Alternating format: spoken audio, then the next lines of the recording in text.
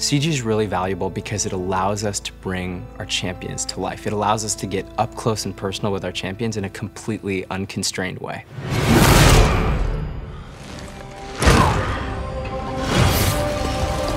We know that each champion has very iconic, distinctive moves that our players recognize. So we're constantly trying to be as authentic as possible and as close to the game as we can be. We're going to try to hit that. One of the difficult things is, as artists, we can't take what happens in the game and interpret it completely literally. Garen's a perfect example. If Garen was just spinning around the CG the whole time, we would have what feels like a cartoon. We saw the cut of the Garen scene, it didn't have the spin. Garen is not Garen if there's no spin, so how can we make a spin? That's not like a literal interpretation, and then Brad got up and he did his thing. And I stood up and I was like, it could look like this. And I whipped around, kicked the chair into the wall, kicked his wall. And the whole time he's just screaming, yes, yes, yes. And that was it. That was like the birth of it. And so I sat down and I started gesture drawing over the actual animation itself. There was a lot of back and forth on getting that to look really authentic to Garen, but in a new way. It was a nod to what happens in the game, but completely appropriate to the CG. Another example is TF moving in on Fiddle. He's going to initiate that with the yellow card. So if there's an opportunity to keep it authentic, that's worth doing.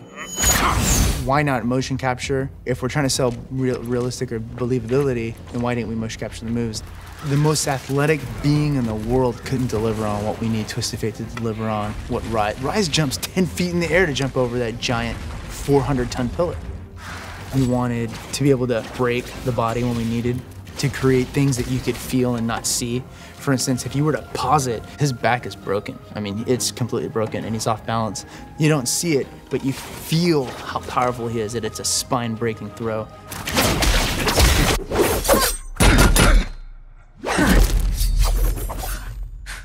Personality is incredibly important when we're creating these champions.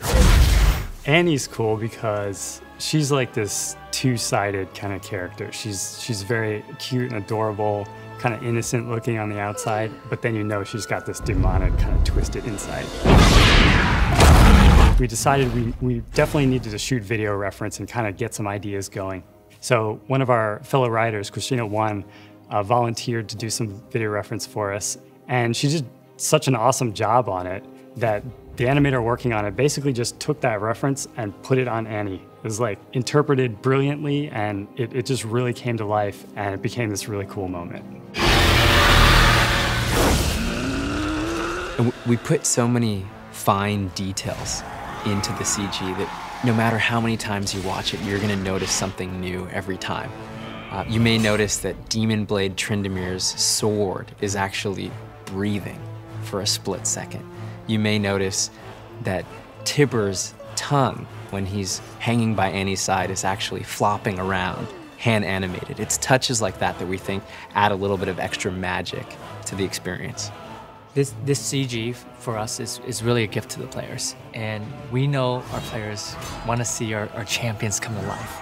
One of the things we're really committed to is expanding on the characters, places, and the story of our world. And right now, we feel like we're just scratching the surface.